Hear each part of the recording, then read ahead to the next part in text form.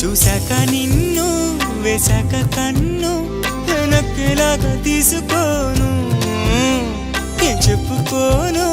ఎడు తప్పుకోను నువ్వద్దన్నా నేనొప్పుకోను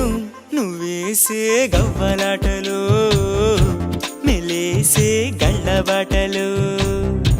నీదాకా నన్ను రప్పించింది నువ్వేలేవమ్మా నిజంగా నెగ్గడం అంటే ఇష్టంగా ఓడడం అంతే